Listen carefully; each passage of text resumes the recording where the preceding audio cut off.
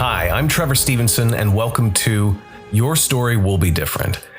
This is a narrative play podcast where I tell you the story that came to be from playing a solo tabletop role-playing game. For our first story, I played through Notorious by Jason Price, which came out in 2022 to critical acclaim. You play a bounty hunter who takes on a contract to bring in their target in a galaxy torn in the midst of intergalactic war.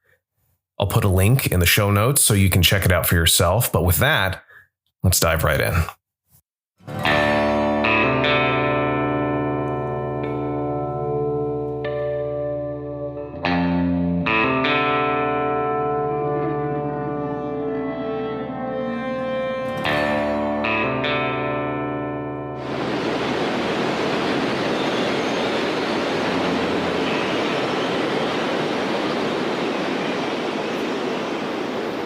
Frico Lillet hated the cold. Yet here he was being dragged by his arms behind some miscreant's vehicle on this frozen turd of a planet. He didn't even remember it, but he must have collapsed from exhaustion after setting out on foot from his ship. Cold climates wreaked havoc on the metabolism of amphibian species like himself, so no wonder so few kimonos had settled there. Frico lifted his gaze high enough to see his weapons tied to the back of the snow cruiser, like forgotten trophies gathering snow. It was hard to get his voice loud enough that his captor could hear him over the roaring winds and droning engine, but eventually Frico mustered up the strength to scream just the right obscenity. With the slightest turn of its head, his warden slowed the cruiser to a stop and stepped off to look at the kimono bounty hunter. Frico managed to get to his feet in time to square off, even though his hands were still bound. I thought you were dead. Frico glared with his one good eye. Not yet. Where are you taking me? His captor leaned casually against the snow cruiser, pulling down his mask, revealing himself to be a Murian, and he wiped the ice from his rat-like muzzle. A good ditch, I know. And then I'm off to see what your junk is worth, if anything. And now, Frico said as his eye darted over to the back of the vehicle for a quick scan to find any of his weapons. Unfortunately, his search didn't go unnoticed. You think you're in any condition to be starting something, Cyclops? You can barely stand. Frico just needed to get an advantage. Knock him away from the vehicle long enough to get his baton or even his pistols. He ended up lunging at the Murian pathetically. Back down on the ice, with a blinding pain in the back of his head, Frico was rolled over to look down the barrel of one of his own laser pistols. Looks like my ditch plan is still happening after all. When the shot came, Frico didn't close his eye. He was surprised to see the weapon knocked out of the hand of Murian. Dart Shalor, you are bound by law to drop that weapon and release your hostage. Frico lifted his gaze to see a posse heading toward them on beastback, weapons drawn on his would-be executioner. A few minutes and several terse exchanges later, Frico answered any questions the sheriff had. A skittish Volk with ice blue feathers, Wraith, had a hard time with some of Frico's answers. I thought all nomads were giant monster men who ate their bounties. That's just the one guy. We come in all shapes and sizes. What, or should I say who, brings you to Utah? Frico shoveled out some of the loose snow from his pocket, grabbed the display cube, and projected his mission into the freezing air between them. Encircled by her known associates, a Gaul woman with a broken horn named Isha Capre. You've heard of her? Rumors, mostly. Never met her. How'd she end up with a price on her head, or can you say? She stole some weapons from the wrong people. I was headed for Storm's Rest when He's a scavenger. You're lucky we found it when we did. Well, grab your hat and we'll give you a lift to the outpost. It's deadly to be out in this wind too long.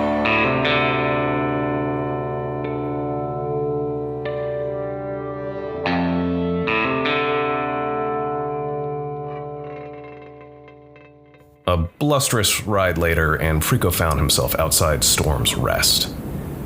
The dilapidated outpost stood as a stark testament to the harsh realities of its existence. Perched on a desolate tundra, it was a place forgotten by time, a relic of a bygone era when the old empire had interest, let alone power, on Utah. Now it was a haunting symbol of a relentless struggle against the cold and the ceaseless onslaught of exhaustion. The outpost's outer walls, once made of sturdy steel, had been weathered to a patchwork of rusted metal panels, pockmarked by the relentless barrage of ice storms. The wind howled through the gaps, whistling a mournful tune. Twin guard towers that once stood sentinel over the entrance were now little more than skeletal remnants, their platforms sagging and their searchlights long exhausted. Frico took a moment to size up the outpost before the cold dancing up his spine reminded him to get indoors. The group of new uprising soldiers at the front gate seemed out of place in this former Imperial foothold. Hoping to slip in unnoticed, Frico pulled the brim of his hat down and shuffled past them. As he stepped under the tower, a clawed hand gripped his shoulder. Not so fast. You a local here? Got some questions for you. Frico turned to look up at the grisly, scarred face of a Charon new uprising foot soldier. He must have loved this cold with all that fur. The two humans with him instinctively took flanking positions for the interrogation. Just passing through on business, not looking to cause any trouble. Frico's eye looked up with steely confidence as he guessed how all those scars were earned. What business would that be? Jabbed the male human. I'm a nomad, here on a job, and if you know what that means, and it looks like that one does, then you know you should let me pass. The Charon shot an annoyed glance at his nonplussed squad mate before turning back to Frico. Any nomad business goes through me. No, it doesn't. He was already in motion before the Charon raised his claw and the human raised his weapon. With precise and calculated strikes, Frico incapacitated each soldier one by one. The stun baton delivered a non-lethal but incapacitating shock upon contact, rendering them unconscious without causing any permanent harm. The element of surprise, maybe shock, was on his side, and the guards didn't even have a chance to react before they were incapacitated. Frico picked up the terrified soldier by the collar, briefly explained how that could have gone a lot worse, and asked if she knew anyone of interest in Storm's Rest. Inside the outpost, the buildings were a chaotic jumble of structures, some makeshift and others half-collapsed. Barracks, mess halls, and supply depots had all seen better days. The walls were plastered with peeling paint, and cracked windows were held together with layers of adhesive and plastic sheeting. The floors, covered in a layer of frozen grime, creaked ominously underfoot. The flickering dim light in the common areas lent an eerie atmosphere to the place. The generators that powered the outpost strained to keep the lights on, and the hum of their machinery was a constant reminder of their fragile existence. Tired Imperials shuffled through the narrow, cluttered hallways, their faces etched with weariness, their uniforms ragged and patched. Any day the Empire would send a supply ship. Any day now. The Outpost Command Center was a cramped room filled with outdated technology. Dusty monitors displayed flickering maps of the frozen wilderness, and frayed cables snaked through the floor like serpents. Tired officers hunched over worn-out consoles, their eyes heavy with fatigue as they monitor the outpost's dwindling supplies and scan for any signs of relief ships. Outside, the frigid wind howled, and relentless snowfall obscured any semblance of a horizon. It was a place where time seemed to stand still, where the only constants were the unyielding cold and the ever-present exhaustion of those who struggled to keep the outpost from crumbling into oblivion. Yet some of the denizens of Storm's Rest fared better than others. Frico walked past row after row of stilt houses occupied by the aboriginal inhabitants of Utah of humans. These naked apes seemed like the least likely natives for a frozen rock, but they had been the first civilization to settle here. They were the favorite meal of some of the more dangerous fauna on the planet as well. The front of the dilapidated stone stilt house Frico found himself in front of belied what the terrified soldier had told him lived inside. If only to get a reprieve from the howling winds, the bounty hunter knocked on the door. The mystic mentor, cloaked in tattered robes, glistened with crystalline sheen, as all Pellicet did. But his piercing eyes that seemed to see beyond the physical realm sold that this man was an oracle of sorts. People from all corners of the galaxy sought him out, hoping to unlock the secrets of the universe and gain knowledge that transcended time and space. He looked at the kimono on his doorstep. Malachi Das? Malachi's gaze didn't move from Frico's eye patch. Can I speak with you? Preferably inside. The mystic, sensing the tumult within Frico's soul, welcomed him into the dimly lit interior of the stilt house. A crackling fire provided the only source of warmth and light, casting eerie shadows across the room. The two sat in silence for what seemed like hours, as if the mystic was peering into Frico's very soul. Finally, the mystic spoke with a voice that seemed to reverberate with the echoes of countless ages. You seek knowledge, Frico Lillet. Knowledge that can shape the destiny of galaxies and pierce the veil of the cosmos. But are you prepared for the price that comes with such wisdom? Frico considered the question carefully, his eye never leaving the mystic's gaze. He knew that the pursuit of knowledge often came at great personal cost, and he had seen the toll it took on others who had delved too deep into the mysteries of the universe. Actually, I wanted to ask you about some recent events. Do you know Isha? The mystic interrupted. I've seen the paths you could walk, the destinies that lie before you. One path leads to enlightenment and the power to change the course of history. The other leads to darkness and destruction. Choose wisely, for once you embark on this journey, there is no turning back. Thanks. So you don't know anything about a Gaul woman who recently knocked off some trade alliance shipments? After what felt like an eternity, the mystic spoke once more, his voice filled with a mix of sadness and determination. I see potential in you, Frico Lillet, but the path you must take is not with me. Your destiny lies elsewhere in the vast expanse of the galaxy. Seek your own truths, and they may guide you to the light. With those words, the mystic mentor sent Frico Lillet back to the frozen wilderness of the planet. More confused than ever, Frico headed back towards the center of Storm's Rest. Barely audible over the howl of the winds, the roar of the land cruiser wasn't discernible until it was right on him. Frico jumped out of the way as a passenger door flung open, nearly clipping his face, and a large bundle landed with a thump at his feet. Instincts took over as his laser pistols filled his hands, one on the bundle, one on the rapidly receding vehicle. A hoarse groan came from Frico's feet. He holstered one of the pistols and undid the bindings around the bundle. A pair of horns painted with runes slowly emerged, ultimately revealing an elderly Gaul matriarch covered in talismans that clanged together quietly. Those jerks play for keeps, she said while stretching her back. She turned to see the pistol in her face and slowly raised her hands. Frico looked her over. There was something familiar about her rattling in his mind. The updated holo from the Trade Alliance showed his target to be much younger than this woman, and Gaul rarely repaired broken horns. Do you know Isha Capre? She lowered her hands. I'm trying not to be offended here. Not all Gaul know each other, you know, even on Utah. But you've heard of her. Who hasn't at this point? Probably the biggest thorn on everyone's side. Frico holstered the second pistol. Seems like somebody thinks you're a bit of a thorn yourself. Some people can't take a joke, especially over gambling debt. Say, young man, how would you like to get out of this bluster and warm up a little? The shaman introduced herself as Silva before escorting Frico to the cargo container that passed as a home for her. As the cold winds whistled outside, Silva reached into her tattered robes and produced a small pouch. From it, she carefully extracted a handful of dried herbs and placed them into a worn, ancient bowl. She motioned for Frico to sit closer as she began to chant in a language he couldn't understand, but the words held a haunting beauty to them. Frico watched in silent satisfaction as Silva lit the herbs with a match from her pocket, sending fragrant smoke spiraling into the air. The pungent aroma filled the shelter, creating an atmosphere of mysticism and tranquility.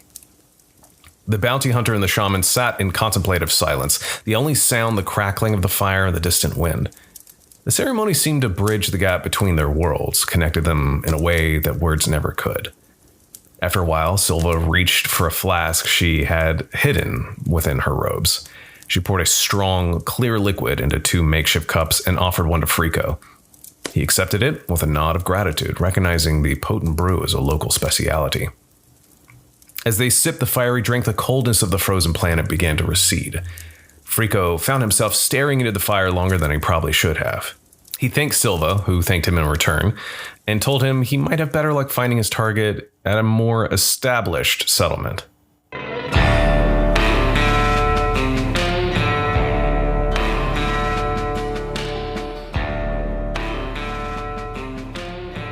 His arrival at Iceflow Military Base was a tense affair. The base, once a symbol of order and control under the old empire, was now under the control of the new uprising army. They had been gaining power across the planet, and their presence at the base was a clear sign of their hard-earned dominance. The bounty hunter made his way through the compound, his footsteps echoing off the cold metal walls. He kept a low profile, his eyes scanning for any potential threats. The atmosphere was charged with tension, and Frico knew he had to tread carefully. As he walked deeper into the base, Frico couldn't help but notice the makeshift clinic that had been set up in one corner. A sign above the entrance read, Besk Fimon's Clinic. People from all over the planet, soldiers and civilians alike, were gathered outside the clinic, waiting for their turn to seek medical attention. Curiosity got the better of Frico, and he decided to investigate. Inside, he found a bustling scene. Dr. Fimons, a skilled and compassionate physician, was attending to patients with a calm and steady hand. His reputation for healing drew people from far and wide, even in the midst of the chaos caused by the new uprising. Frico approached the doctor, his eye assessing him with a professional curiosity. A thoughtful Volk with gray and black feathers, Dr. Fimons was a man of few words, but exuded an air of calm competence that was hard to ignore.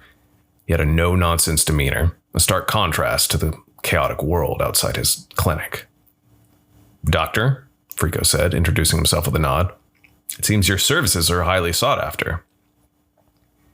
The Volk physician regarded him with a steady gaze before nodding in acknowledgement. He was used to dealing with all sorts of individuals in his line of work, and had developed a keen sense for assessing character. Nomad, I gather?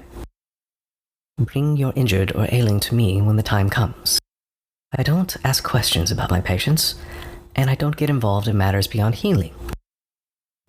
Frico appreciated his straightforwardness.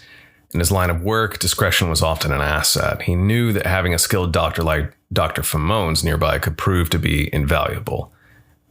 As he left the clinic, Frico couldn't shake the feeling that the new uprising's presence at the base was only the beginning of something much larger. He had his own objectives to pursue, but for now, he knew that the doctor's service would be a resource he might need as he navigated Utah. At the outskirts of the Iceflow military base, he couldn't help but notice the contrast between the harsh, militarized compound and the almost serene farmland that lay beyond it in its boundaries. The icy fields stretched out as far as the eye could see, dotted with small homesteads like islands on a frozen sea. It was on one of these homesteads that Frico came across an elderly farmer named Sylar Noon. Sylar was a Pellucid of advanced years, his crystalline face weathered by a lifetime of working the unforgiving land. He was tending his crops with meticulous care. Each plant received his attention as if it were a cherished child. His clothes were simple, but his demeanor spoke of a certain vanity that caught Frico's eye. Frico, always on guard, approached the farmer cautiously. "You've got quite the green thumb there," he remarked, nodding towards the meticulously cultivated row of crops. Sylar Noon straightened up and turned to face the bounty hunter, a proud smile on his face. "Ah, yes," he said with a hint of self-importance. "I take great pride in my crops. These fields have been in my family for generations. I've worked them all my life."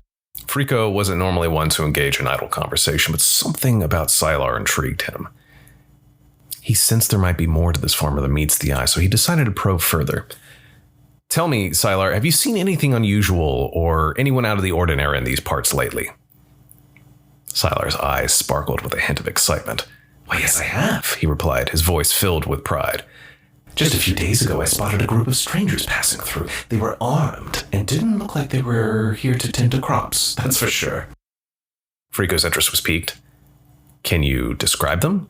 Any details that might help?" Sylar Noon nodded enthusiastically. "Indeed I can. They were a motley crew, led by a woman, a Gaul no less, with a broken horn. Tough-looking bunch, armed to the teeth. They head west towards TA 422. You might find them there." Frico knew he had stumbled upon valuable information, if by good fortune or dumb luck. The group Sylar described sounded like the first solid lead he had come across since he stepped foot on this planet. "Thank you, Sylar," Frico said with genuine appreciation. "You've been a great help. If I find what I'm looking for, I'll be sure to return the favor." Sylar Noon beamed with pride, delighted that his knowledge had earned him some recognition. "Don't mention it," he replied. "Do come back sometime. I always enjoy a good chat." As Frico left the farmer's field, he couldn't help but shake his head at the vanity and talkative nature of Sylar Noon. But he knew that sometimes unlikely individuals held the key to solving the most challenging puzzles. With the farmer's information in hand, he headed out west, determined to track down his quarry and bring her to justice. Easier said than done. After passing the fields outside ice flow, the wind subsided in time for Frico to see the Rocky Mountains rising from the horizon.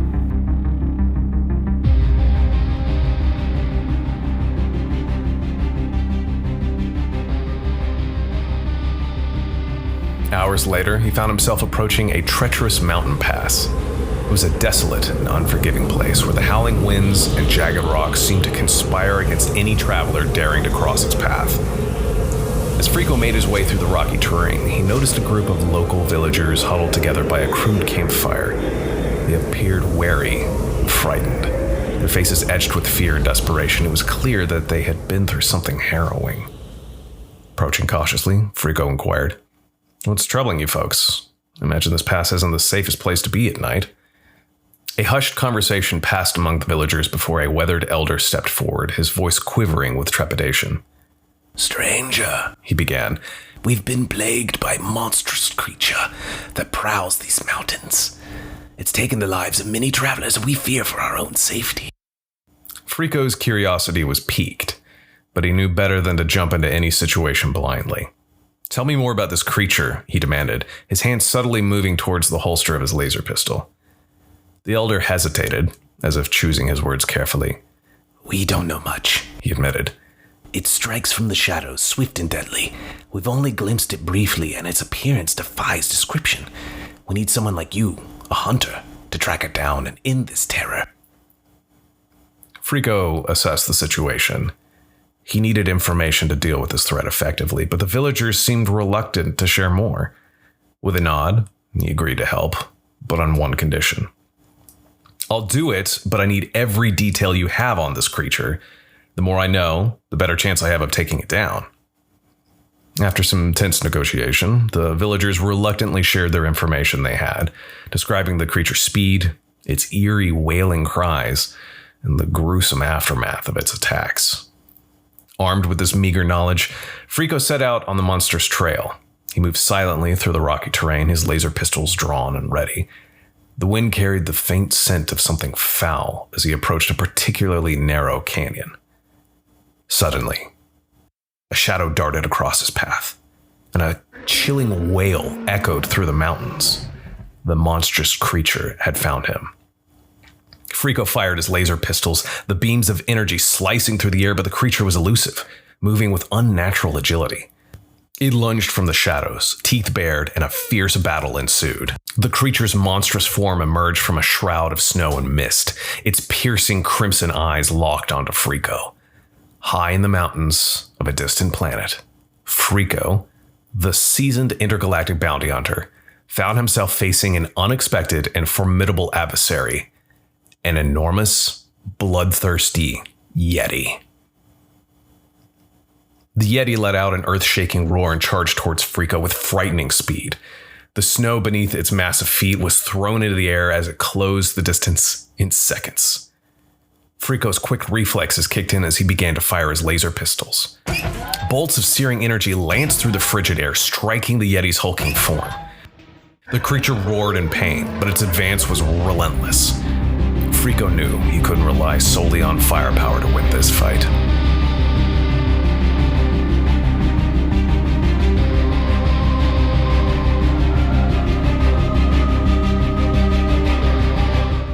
We'll go ahead and leave the story there. We'll catch up with Frico next time and see how he does with that Yeti.